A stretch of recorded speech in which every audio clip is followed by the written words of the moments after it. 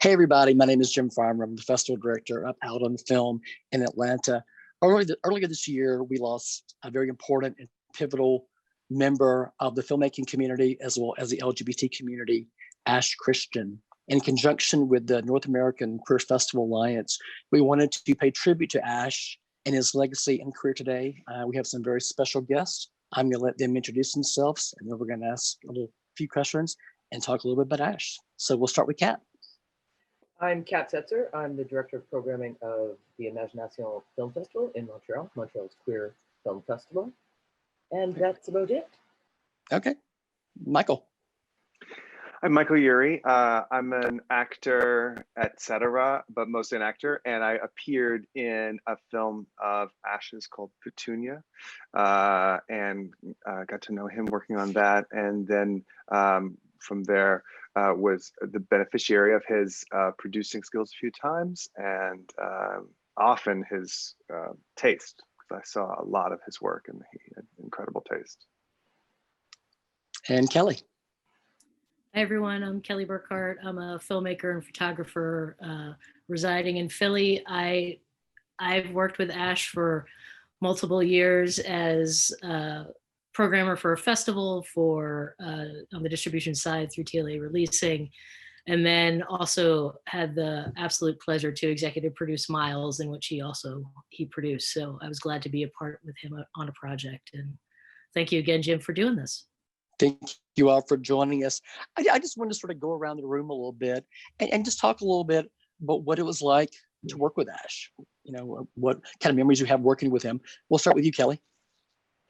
I have multiple memories from, trying to negotiate deals with him, and he was such a stalwart and generally got his way with what he wanted, and rightfully so, because he's there, arguing for the filmmakers. But then on the creative side as an executive producer, it was a thrill to watch him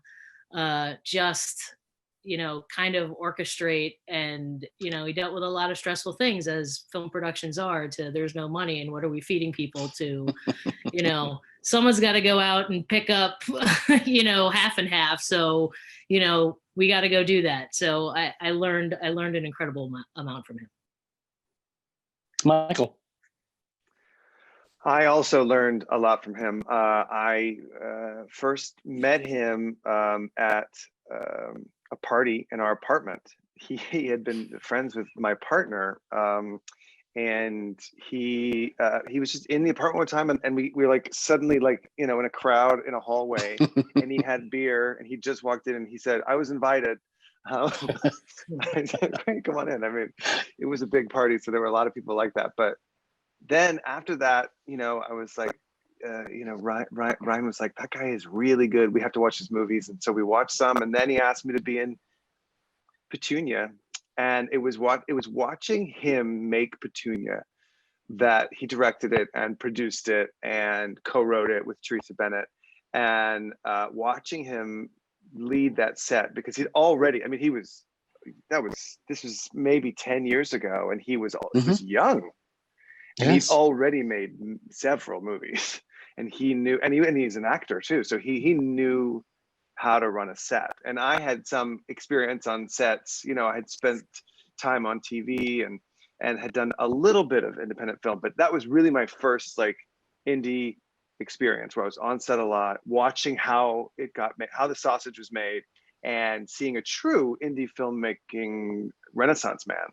He just knew everything about how to run a set. And I had wanted to make independent film myself, but I hadn't had the nerve. And it was watching him make a movie, and then watching how not only the on set, but then watching how he turned it into a movie after we finished shooting, and then watching him shop it and take it and sell it and play it, and all of the steps he was just a master at, even then, on at a very young age. So he gave me a lot of courage to make stuff myself, and I'm not alone. There are I know a lot of people were, he gave a lot of people either the inspiration or the guts to go and do something, or actual opportunities by producing their movies. And Kat, I know that you dealt with Ash a lot on the festival circuit. Can you talk a little bit about that? Yeah, actually, my anecdote goes back to what Michael was saying about, yes, he was really, really young.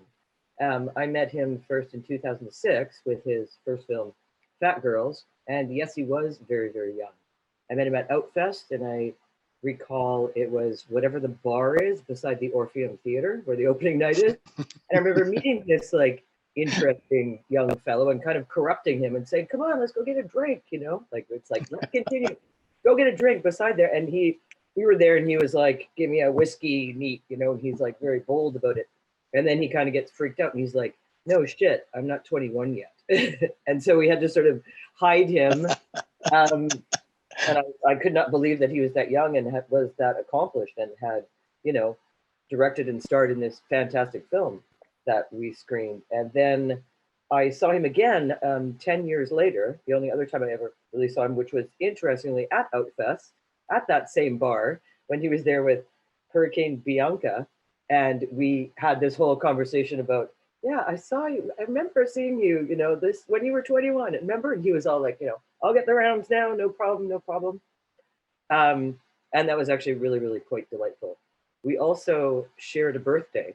So we sort of caught up, you know, the beauty of Facebook. We caught up every year with, how's it going? How's it going? So, yeah, once a year, we thought of one another.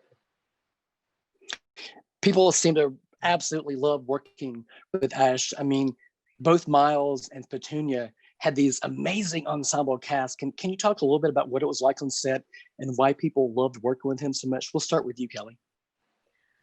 I mean, what was it like? I mean, it was, there's like so much buzz going on a set. I mean, when we shot Miles, we had various locations, but the bulk of it was in a high school, in a school in Queens that was not, it was unoccupied. It was, you know, I guess, you know, shut down. So we were able, it was great. So we kind of had the run of the mill of it, but, you know, and it's like, but where would you find Ash? Always like by set, like always just being that support, being there for Nathan Adloff, who's the director. Yeah. You know, being, you know, making sure everyone is doing okay, and, you know, with the actors and things like that. But then, and he never showed ever. I mean, Michael, you'd probably, right? He never showed if he was mad about something, but I mean, like he would, like he would, you know, he kept it very internal for the most part. There was never, from what I remember, he never really like, you know, some people will just scream at you in your face and let the whole world see, but Ash was never like that. What do you like? What do you remember, Michael? Yeah. I totally agree. I mean, the movie could be falling apart around his ears, and he would be. I remember specifically, we were shooting at this big, you know, event space that was. It was. I think it was way out. I think it was on Long Island, but it was this very like many ballrooms and very tacky, like lots of like heavy drapes, and like gold and I feel like it's like gold, like knobby railings, and just like a wonderful location for a movie. I wouldn't want to get married there, but it was like a wonderful, perfect location for a movie. And we were shooting a wedding or a reception or something. And it took hours to get there. Everyone was cranky. And when we got there, one of the trucks didn't make it. And he had the whole cast. This is a big ensemble movie. And everyone was in this wedding. And he had the whole cast there. Early, we all had to get up at the crack of dawn, and the whole crew was there, and there was no sun. It was like we had everything but the lights or something. Like there was one truck that didn't make it. I don't remember which. And I was just wandering around this place going, this is a great location. And I see Ash and Teresa, the writer, they're like laying on this weird like photo booth throne thing. There's like a staging area where like you would get your phone, and they're like laying there. And I walk up and I'm like, you guys gotta get to work. And he's like, oh, we don't have the lights. And I mean, and like I could tell, I was like, oh, the movie's falling apart. This is the moment. This is that moment where the movie completely falls apart. We don't have the lights. And he was just hanging out, relaxed. He's like, it'll happen. They'll get here. That's how I imagine him whenever something is going wrong. He already knew at that young age when we did Petunia that like it'll get done. I mean, that's the thing. It's a fire and we'll put it out. That's what producing is, but especially independent producing. It's a series of fires that have to be put out creatively usually. And he was such a good fireman. He was just really, really good with the fire extinguisher. Always in a pleasant, almost goofy mood. He was almost always making jokes and having and being silly and having fun. Even almost it's almost like he thrived on that chaos. Like he was at his best when things were just about to fall apart. And he would come up, and that was the other thing that I learned artistically watching him direct is the way, and he had this amazing DP, Austin Schmidt, who I also, when I directed a feature, I got him because I had watched Ash and Austin really like save this movie, which was in great shape. I mean, you watch that movie, it's a big ensemble family comedy that looks like a $3 million movie, and it was like like way less than $1 million, and because they did such an amazing job shooting it. I learned so much about from Ash about like, okay, so this we shot at this house in Fort Totten, which I don't even know where it is. It was so far away, and it was meant to be the big family house, but we got there and it was nothing. There was like half of it was usable. It was a crack house, and like half they could only shoot like this wall, that wall, and then this wall again. And they managed to make that house look like a complete house based on where they put the camera and how they staged it. He really thrived in that problem-solving nature of filmmaking, which would, where you're just running and gunning all the time. Kat, I wanted to ask you a question because I know that as a film festival director myself, a lot of my time is spent stalking filmmakers, trying to find out what the status of their film is. When's it coming out? Where's the premiere? When can I get a screener? I always found Ash to be such a great person to contact when he was a producer, because he would always respond and say, this is what's going on, and this is when it's premiering, and here's the person to get a screener from. Did you have similar experiences with Ash? I did, actually. Yeah, he was really good. He was very good at sort of bringing people together, good. Exactly. Network. And actually, yes, no, you have reminded me of that it really was kind of, if I did have kind of a question about something that might have been within the realm of he might maybe know about this film, I would just sort of send him an email, and it would be really certainly within like a day or two. And exactly. Like, contact this. Here is an email, here's whatever. And yeah, he sort of became like a reliable go-to fellow for that reason, and was extremely helpful. Yeah. I have a couple of stories I want to quickly share. We showed Petunia, I think it was 10 years ago, and we had it sold out with a huge crowd, and Ash was down here, and he was so delighted to be in Atlanta. He had a great time while he was here. He was delighted at the crowd, and we had this long, amazing 45-minute Q&A. People asked questions, and afterwards he just stayed and talked to people and engaged, and he was just so pleasant to be. I mean, he was just so energetic and engaged and so happy to be there. It was just delightful to see.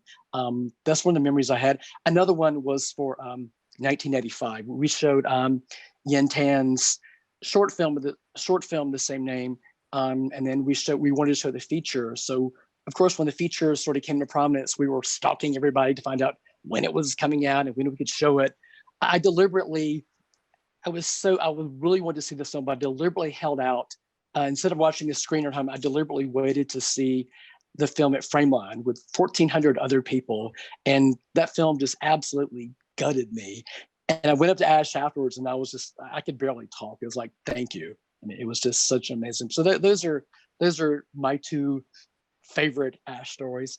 But something that struck me. Can I add to that really quickly? Please do, he had yes. just like such a way of like just knowing what a good project was, no matter if it was like a tiny little project like Nate and Margaret, which is really where I first met him and met Nathan, and then but he also like worked on, you know, major indie films, and you know, but he always, you know, helped bring LGBTQ folks to the table. And I think that's really important to Yes. definitely talk about, because no matter like his successes, I mean, he was a great, like his strengths were casting, like finding, you know, getting the right cast to play in films. Like, but at the same time, he really, an actor, I should say, and at the same time, he really wanted to ensure that a lot of LGBTQ filmmakers who had that like raw talent or that little bit of whatever, like came along with him. You know, he's Yes. like, let's go, like we're gonna, and it wasn't like he was, you know, it's not like he flaunted who he was or that he's, you know, an out activist or anything like that. It was just like, it was like second nature, like, come on, we're doing this. And you know, he was such a mentor to help people do, you know, to do that gateway and to get through that door and to get to that next step. You know, I was looking. Yes, Michael. I'm sorry. Oh, I'm so glad you brought 1985 up, because that movie Yes. was so incredible. And when I saw it, because, you know, when I started to look at the movie, you know, Ash's sort of filmography, Petunia, the thing I did with him was this, you know, very much a family comedy. Mangus was so inventive and so outrageous. And then like Nate and Margaret was so like delicate and like and then Merc and Bianca, insane. And 1985 is like this perfect, gentle, like gutsy, gritty indie movie that you couldn't put him in couldn't put Ash in a category. He made so many kinds of movies, and still, this is the thing, you know, like as an actor, people, when I was first starting out, they always said, don't do all these gay parts because you'll get pigeonholed, you get typecast as gay. And I was like, that is really, you know, it's really revealing that you think there is one type of gay, because there's, you know, even for me as a white cis man, there are many types of white cis gay men that I can play and not be typecast or pigeonholed in one kind of project or one kind of role. And Ash was the epitome of that as a queer producer. He was making films all across the rainbow about all kinds of stories and all kinds of tone. And, you know, genre and within a budget too, that he remained, that he stayed true. I'm sure if he wanted to have gone outside of the realm of indie film, he could have found a way, but he stayed working on these kinds of movies, these queer movies, and giving people, you know, so many people their first movies, and so many different sides of our community. Yeah, he was so prolific. He was an actor. He was a director. He was a producer. He was an Emmy winner. Some of his other projects, Fat Girls, Mangus, Hurricane Bianca, as we mentioned, Hurricane Bianca, From Russia with Hate, Southern Pride, Chick Flight, Milkwater, which a lot of festivals showed this year. As you all have mentioned, he was also known as someone who was so incredibly happy to help open doors for others. Would any of you like to talk a little bit about the fact that he was so willing to bring new filmmakers into the mix and help them out? Yeah, I mean, he he always had like a stack of scripts. Like he would always tell me, because, you know, with just some friends, and when I inevitably left TLA, just, you know, was like, I'm going to be a filmmaker. Like, what the hell's that? And I would talk to him about various projects, or we would go back and forth about, like kind of the same as like what Kat said, like, hey, do you know about this? Hey, do you know about that? You know, he has, you know, always had his ear on the ground, always had like his finger on the pulse. And but like you're saying, like, you know, when we were making Beautiful Something, this is not a film that he was a part of, but like I was going through it just personally and emotionally. And I was just diagnosed a few months earlier with fibromyalgia, and I was in so much pain, and just the mental anguish that kind of goes along with it. And we were shooting in January and in like 10-degree weather. So like everything was just sort of happening. And I was like, you know, doing my like privileged self whiny, you know, stuff and complaining about everything around me. And I was complaining about the film, and he was just like, he just wrote 3 words. He was like, film is war. And it just like clicked in my head, like, yeah, if you're going to do this, if you're going to be in film, just, you're in this for the long haul or get the hell out. and that was such a profound moment for me. And I you know, I thank him so much, because I don't think I would still be, you know, still kind of like doing this work. And he, you know, I could go on. Go ahead. Please, someone else. I think that must have been a bit of his slogan, because I think he said that to me once when I was being a bit of a whiner about like not getting in touch with the producer or director. I think he did, in caps with like 3 exclamation marks. And I sort of thought, yeah, no, I should write that on a wall somewhere. That's completely it. We are all insane to do this with our lives, but yeah, it's a war, and we just keep hoping that we kind of get a little bit ahead. Yeah, but it also centered me, you know, and just, you know, sort of being just like, you know, you said, you know, it was just like, either like, who gets into, you know, all the wars that I know of have been obviously like life or death for many people. So it just like that symbolism just really, you know, just really helped anchor me down. 100%. I was on IMDb earlier today, and Ash was 35, and he had this incredible body of work that he'd worked on over the last, you know, decades. And he had 12 other films that he had credited as producer. So he was incredibly prolific. What is Ash's legacy? It's an excellent question. Yeah, no, I did similar to you a few days ago, looking at his IMDb, and was astounded by, yes, all of his projects that were in the works. Yeah. At 35, you know, I guess kind of taking it full circle for me, going back to really meeting a kid who was just about to turn 21 and having made such an accomplishment of doing Fat Girls, and then, you know, knowing him for the decade plus, 15 years plus, to just be constantly astounded by the fact, oh my God, you just made another film. Oh my God, you just made another film, you know, like through a year. And as, you know, as Michael said, just this incredible variety of genre. Like, just, I've not really ever known a director producer that would really just sort of jump comfortably between all of these sort of desperate kind of ways, you know, ways of telling stories and queer storytelling. And that in of itself, I think, is maybe part of the legacy, you know, of him, is his ability to kind of wear not just many hats in terms of his role within queer cinema, but also queer storytelling as a whole, to kind of sort of see the often disparate parts, you know, go from comedy like Insanity, like Hurricane Bianca, to this subtle, nuanced, beautiful black and white 1985, like that he would just be able to sort of easily sort of slide into all of those different ways of telling our stories. I think that's so beautifully put.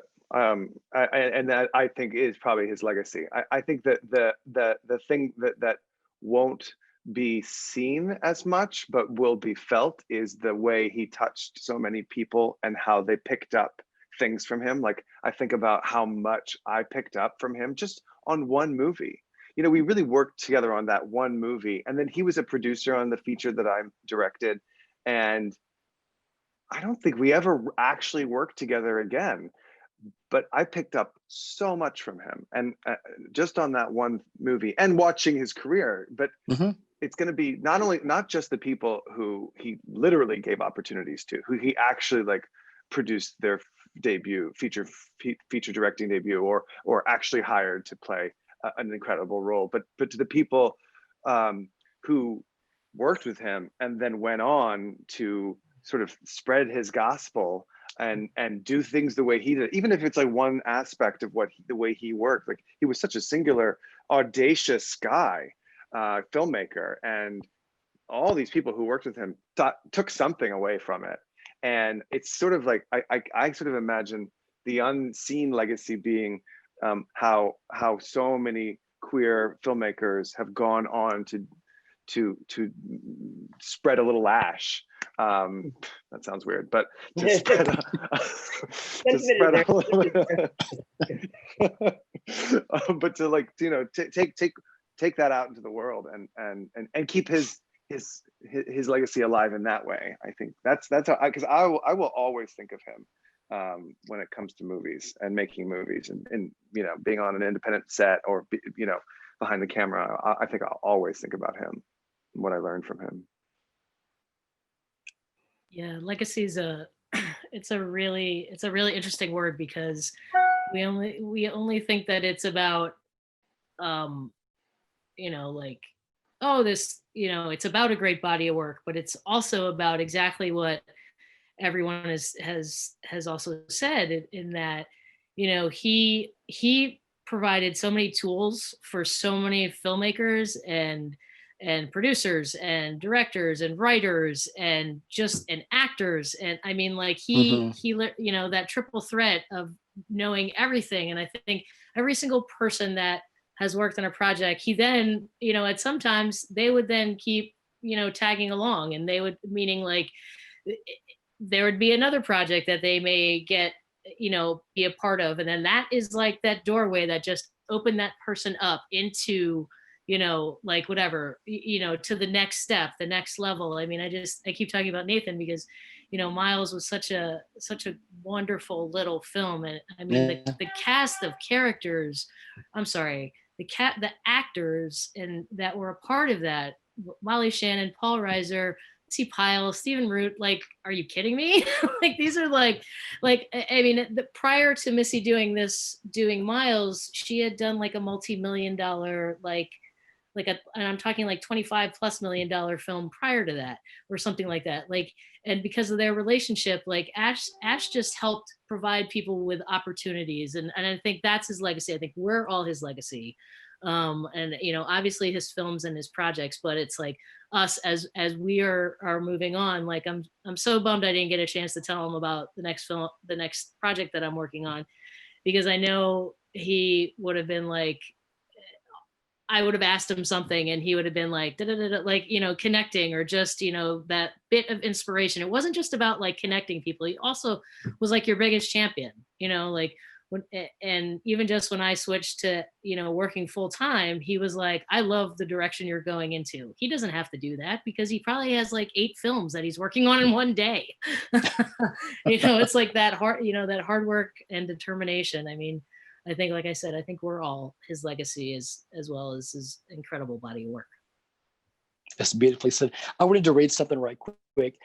As part of the Provincetown Film Institute, the Ash Christian Shorts Filmmaking Program is an annual residency in filmmaking program for LGBTQ youth that will take place in Provincetown, Massachusetts, America's oldest arts colony, a gay mecca for diversity and inclusion, and home to the Provincetown Film Festival.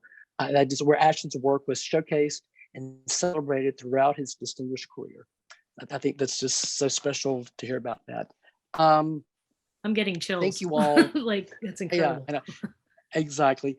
Thank you all for joining us. And we continue now with some individual video tributes to Ash. Thank you again. Thank you. Hey, everybody. We're continuing our tribute to Ash Christian with director Yen Tan. Yen, thank you so much for talking to us tonight. Yeah, thanks for having me. Yeah. So can you talk a little bit about your relationship with Ash? Yeah, I mean, I was I started making films out in Dallas. This was like back in 2002, 2003, and I actually met Ash on the set of David Lowery film. This was like a short film that David was making at that time, and I happened to be working very closely with Ash. I think Ash was a PA at that time, and I was like a second assistant director on that film. And you know, that was like my first time sort of like spending time with him, you know, and I just found him to be very sort of like a fun guy to be around. And I just got the sense that he was like acting a lot older than he was, you know, and so, you know, and then we didn't keep in touch or anything over the years, but I sort of saw how he rose over the years in a very quick amount of time, and he moved out to LA and you know, went from acting to directing his own films to then eventually settling into producing, and then you know, over the years we would just like run into each other in the festival circuit, and then, you know, we would just sort of say hi to each other at that point. So you know, 1985 sort of came about in a way where I was interested to get his sort of like thoughts on, you know, if it was possible to get a film like that made, and then he kind of like quickly came on board and helped us get it off the ground. 1985 is a film that is so very special to me. I know a lot of other people as well. I mean, what was the experience like working on that film? And you were able to get such an amazing ensemble cast. Can you just talk a little bit about the experience of working on that film with Ash? Yeah, totally. I mean, a lot of it honestly was like Ash kind of was the impetus in putting it together. You know, I remember like our very first actor who came on board was Virginia Madsen, and then that was through Ash because Ash was friends with her, and so it was a very sort of immediate sort of connection. You know, he could just reach out to her directly and ask her to look at something and see if she wanted to do it or not.